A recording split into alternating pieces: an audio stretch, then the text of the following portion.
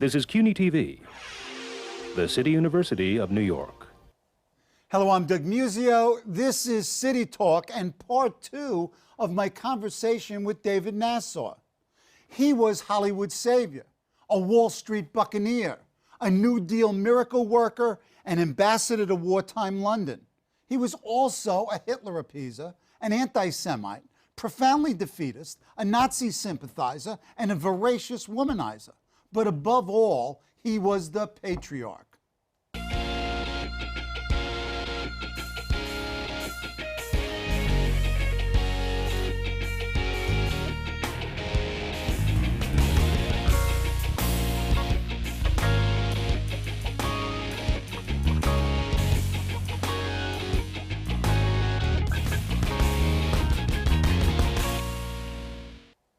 He's Joseph Kennedy, and he's gotten the biography he deserves. David Nasaw is the Arthur Schlesinger Distinguished Professor of History at the CUNY Graduate Center and author of the best-selling biographies Andrew Carnegie, a finalist for the Pulitzer Prize, and The Chief, The Life of William Randolph Hearst, winner of the Bancroft Prize, the J. Anthony Lucas Prize, and a finalist for the National Book Critics Circle Award. David, the Patriarch, the remarkable life in turbulent times of Joseph P. Kennedy. It's a marvel. It is a prize winner. I will bet. I will take you out to lunch, no matter what. There's at least 2 or 3 major prizes in this book, and I'm looking forward to reading it in the newspaper. Okay, let's go back a little bit to what we talked about last week. We talked about, in a sense, why he is this outsized figure in the 20th century. We talked about a little bit about his successes and his failures. Let's talk about him in the context of the other 2 folks that you've written extensive and highly regarded biographies of, Hearst and Carnegie. Why biography? You're an academic historian. And why these 3 dead white guys? Yeah. I began with most of my generation of historians as a historian of the people who hadn't been written about.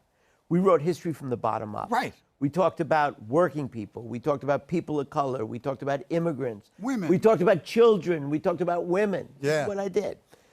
And at some point, after doing that for, a couple of decades, that was the focus of my teaching and of my writing. I realized that in order to understand the world we live in and hopefully improve it a little bit, one had to look not only at the powerless struggling to get power, but at the powerful and how they held on to power, how they made the decisions, how they lived with those who were attempting to make changes in the society. So I began with Hearst, because Hearst is the symbol of the power of the media, Right. the power of money, the power of newspapers and magazines and communications. In the modern world, sure. I moved on to Andrew Carnegie. Carnegie is another kind of power, the power of the industrialists, the power of the men who accumulated large amounts of money and used it politically to elect he was from Pennsylvania, to elect Republican mayors, Republican congressmen, Republican presidents. And then I wanted to look at philanthropy. Carnegie allowed me to look at philanthropy. Sure. I hadn't written much about the 20th century, and I hadn't looked at politics, and I hadn't looked at the role of the outsider in the 20th century as the ethnic outsider begins to move into politics and gain power. And then you get this offer from the Kennedys to write this biography, which is not authorized, it's you, but it produces this work. What is there anything that's uniquely fascinating that, in a sense, tie these folks together, or is this the theme, the theme that you just constructed? What ties these men together is their overwhelming confidence in themselves. They all have early successes, and those successes convince them that they're almost invincible. It's the downfall of the three of them. I mean, you know, Shakespearean tragedies and Greek tragedies. Yeah, I mean, they're based on life. I mean, yeah, they're based on. on life. And what happens with all three men is they get much too powerful. They don't listen to other people. They don't look at evidence. They don't look at the world in the same way. They're not open to other opinions. And that's their downfall. Is there any contemporary relevance to anybody we know with lots of money who often thinks like that? No, forget it. We won't go there. Okay. So let's go back to the writing of the biography, and then we'll go back to the person himself. So you've got unlimited access to all this stuff, the letters, the archives, the communications, everything. Yeah. And you're there. What's your feeling here? I begin my research at the Kennedy Library. The Kennedy Library has about 220, not little boxes, cartons of material that have never been seen by researchers before. They open these up to me, and I go for weeks on end to the Kennedy Library. I copy, I write, I read, I look, and I find unbelievable material. Wait a second. Aha moments. I mean, come on. You must have had dozens of them. Do you recall sort of a couple of them, or the first one? Well, the first one was when I got a chance to look at the financial records and the stock records. And I see that one of the ways Kennedy makes money through insider trading is that he has accounts at about 10 to 15 different brokerage houses in about 25 to 30 different names. His accountants, his children, his old school friends, they all front for him. So when he's, when he's the chairman of the board of RKO, he's selling RKO stock, but not in his own name, in the names of all these other people. That begins. Then there are tiny little things. He had an affair with Gloria Swanson. Which was sort of a big thing. Yeah. The traditional story is that he did her wrong, he stole money from her, which is in part true. They never speak again for the rest of their lives. I'm looking through these papers and I find a photograph from Gloria and a letter to Joe saying, "How are you? Here's what it looks like. I'm now a grandmother. I think I still look pretty good." It's remarkable. Okay. So I realized that, hey, I've got to look at the whole Gloria Swanson picture all over again. I find that there are Gloria Swanson archives. This is unbelievable. Gloria Swanson saved all of her papers. The Ransom Center at the University of Texas, collects all those papers. I have to make a trip to Austin, Texas, to look at the LBJ papers, as my friend Bob Caro looks at them. Sure. But while I'm there, I'm probably the only researcher who does research in the LBJ papers and the Gloria Swanson papers. What a life! And Come again, on. you keep looking. You look and look and look and look. Everybody's read Gloria Swanson's autobiography. But her autobiography, she didn't write her autobiography, the ghostwriters did. Sure. What she wrote was memos, handwritten, usually in pencil, scrawling letters. And the autobiographers then use some of that, her ghostwriters. Right. So I read all this stuff and I find out more about her relationship and what she thinks about Joseph P. Kennedy. Any letdowns in the course of the writing? Did you have any blocks? Were there any places where you couldn't write a character or you couldn't quite figure out what was going on? What a great question. Yeah, I couldn't. From the very beginning, I had a problem with the anti-Semitism. Yeah. I mean, it wasn't easy. Remember ahead. when I met with Senator Kennedy very early on, I said, you don't want me to write this book, I'm going to find all sorts of dirt. He said, no. He said, I know my father wasn't an anti-Semite. And that's right. He wasn't an anti-Semite like Henry Ford or Charles Lindbergh or Lady Astor. He didn't believe there's something in the Jewish blood that makes all Or the Jews DNA, sinister. right. Yeah. And I think Henry Ford believed Yeah, that. yeah, Real yeah. anti-Semite. Nonetheless, he grows up thinking in terms of us and them. And the Jews are a different people. He's friendly with them.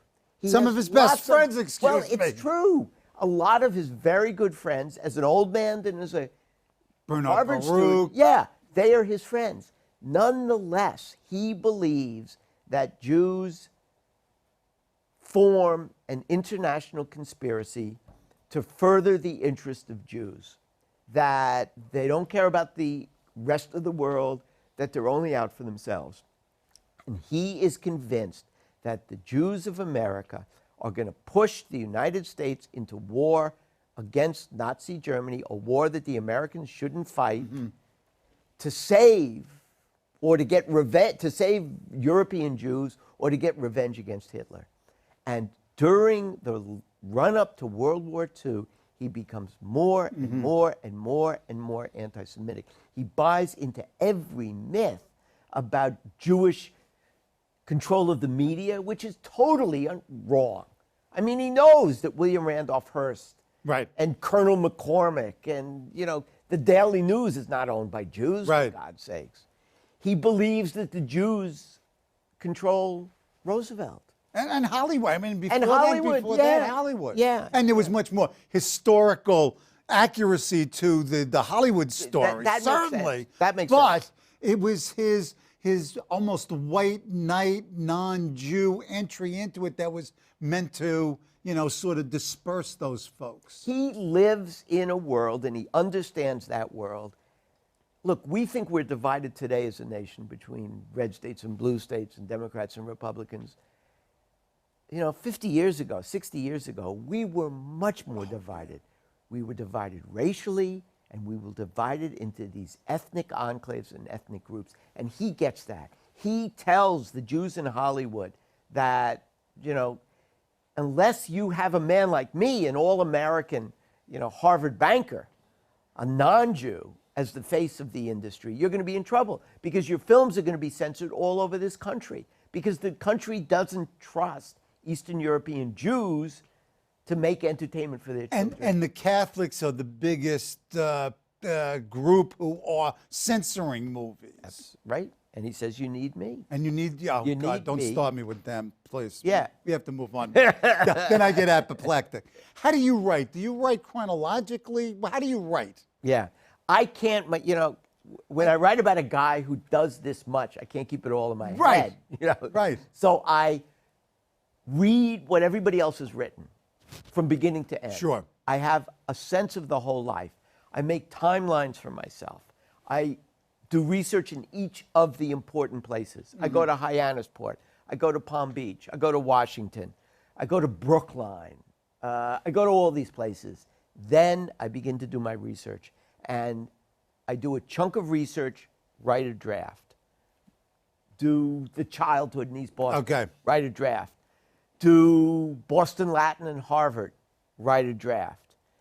Until I get to the end, and then I go back and rewrite and rewrite and rewrite and rewrite. Arthur Schlesinger taught me that you don't write history, you rewrite it.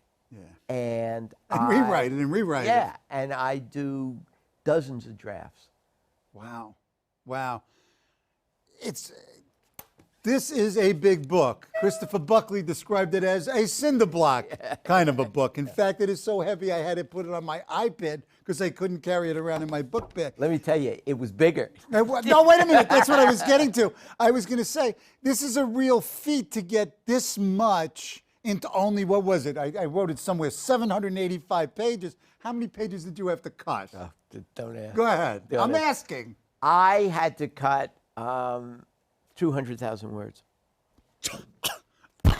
That's a book. Yeah, I had to cut 200,000 words. And in the beginning, when I handed it in, and it must have been, it was about 1,500 pages in manuscript. It's about 1,200 yeah. pages as a book, 1,200 pages. I hope that my editor and my wife, who reads all my stuff, would say, David, this is great. You know, you got 1,100 pages. It didn't happen. No. No. And when I read it again, I realized that it needed cuts. It was too baggy. It needed to be tightened up. What cut? I mean, out of these cuts, almost like you have on the cutting room floor in a film, you can almost put that together. You probably have another book or pieces of other books lying all over the place in those 200,000. Well, look, there was a lot that was cut. Christopher Buckley, there's one criticism in his New York Times book review. I know. Go ahead. His one criticism is that when Joe Jr.'s bomber plane goes down, Elliot Roosevelt is behind him in an observer plane and watches it all. Elliot Roosevelt, the president's son. Right. So Chris Buckley says, how could Nasaw leave this out? Right. That's what I want. But I can tell you how I can leave it out. Go ahead. I had to cut 200,000 pages. So what I did was everything that was peripheral to Joe Kennedy or 2 steps removed. Elliot Roosevelt was 2 steps removed from Joe Kennedy, so he had to go. Okay. One of the things, I want to talk about 2 things before we finish this segment. I have to go into a third one. Myths busted and Rose. Let's start with Rose. I don't get Rose. I don't get her at all from your book. And then I looked around and I just don't get her. There's no person there. And you point out that she's either vacationing, shopping, or in church. Who is this woman? Rose is a survivor. She's a survivor with an enormous faith in her church. Joe Kennedy, the patriarch, says over and over and over again, I wish I had my wife's faith. Every time a child is killed or there's a tragedy, he said, Rose is going to get through this because of her faith. I lose my faith every time there's a tragedy. Rose made a life for herself.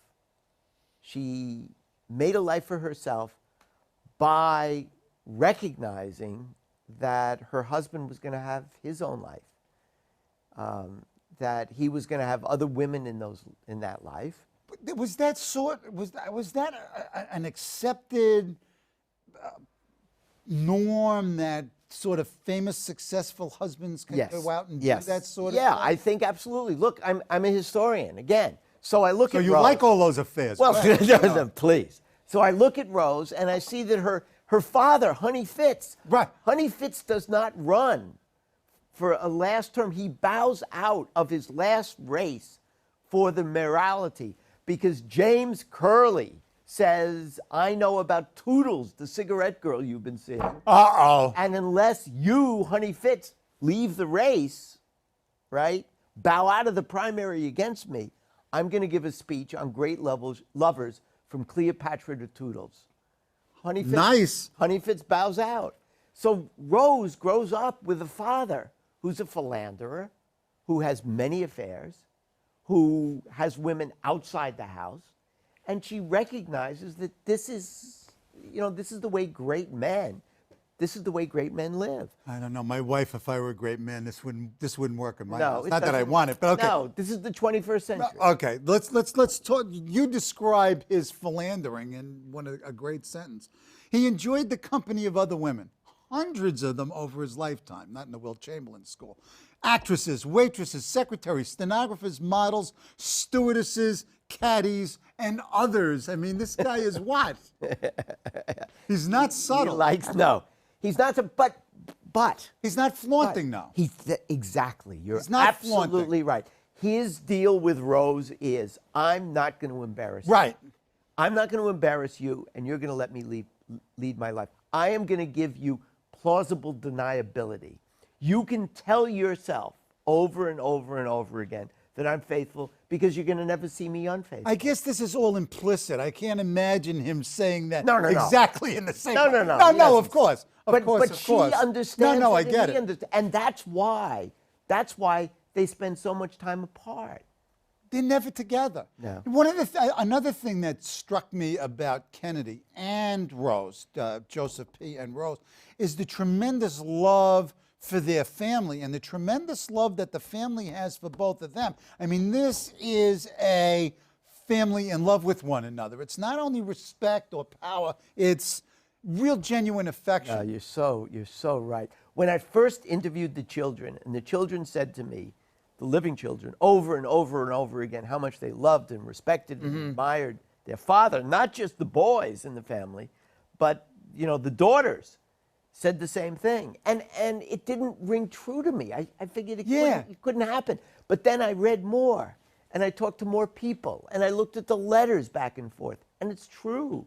This was a family. He was, for all his flaws, Joseph P. Kennedy, the patriarch, was a remarkable father. Yeah. Absolutely remarkable. And that makes the tragedy of his various children's deaths and the impact of Rosemary's lobotomy even more Greek in its tragedy, or maybe Shakespearean in its tragedy. He lives for these kids. Yeah. In Hyannisport, I remember talking to the Senator Kennedy. In Hyannisport and Palm Beach, they never had guests for dinner because Kennedy wanted to be with his kids. Yep, that's around it. The dinner the guy table. scores. They would never bring people home because the kids came first. Wow, really complicated character. We don't have much time. Myths busted.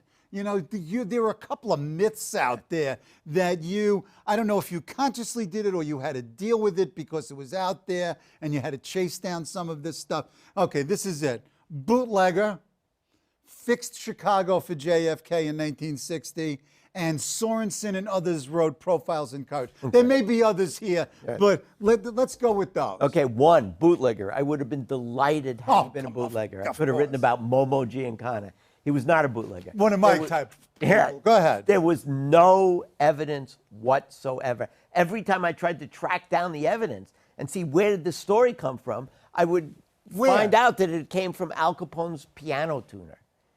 Literally, Al Capone? Literally, Al Capone's piano tuner in later life made a name for himself by giving interviews and talking about everything he overheard, the conversations he overheard. Okay. It came from Murray the Camel Humphrey's ex-wife, who said she had overheard conversations.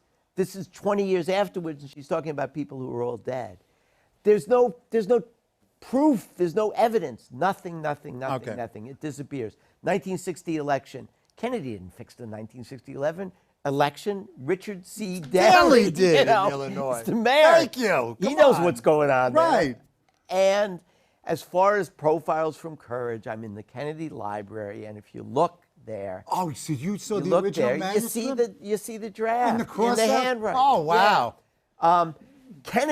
Jack Kennedy, like his father, is a very rich man, and he hires lots of assistants to help him with his research and his editing. Sorensen is one of them, but the book is Jack Kennedy. And Jack Kennedy is a smart guy, and his early illnesses make him an extraordinarily well-read individual. I mean, he writes his Harvard thesis on why England slept. I mean, he's a real substantial guy. Let's just very briefly talk about the 1960 election. In a sense, this is the apogee. This is the high point of Kennedy's, the father's life.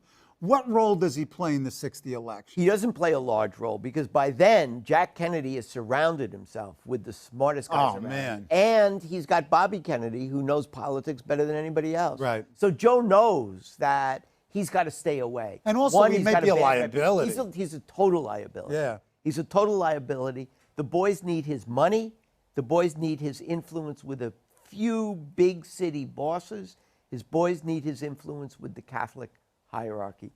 And also, his attention to TV and Hollywood allows Jack to, I think in some ways you suggest, allows him to perform as well as he does against Nixon in the 1960s. Oh, absolutely. Debates. That this training, this perspective was almost inbred into him. Joe Kennedy raises his kids to be comfortable in front of cameras. From the time they're teenagers, they pose and they talk to the newsreel cameras. It is no accident. In 1946, already Kennedy understands the future is television. And in 46, 48, 50, 52, in all those campaigns, Joe Kennedy puts his kid on television, coaches him, makes him feel comfortable. And it works. Okay, 30 seconds. What's next? What are you writing? You're compulsive. What are you writing? I'm taking a break. No. Okay, wait a second. No. Got a couple of ideas. Okay. Do you I'll want to come back share any later. of the ideas? You're going to come back? I'll come back later and I'll tell you all about it. Can I guess? 20 questions? No? Okay. Thanks again to my guest, David Nasaw, author of The Patriarch, The Remarkable Life in Turbulent Times of Joseph P. Kennedy, for being on the show. Join us next week for more great conversation here on CUNY TV. Excellent. Thank you.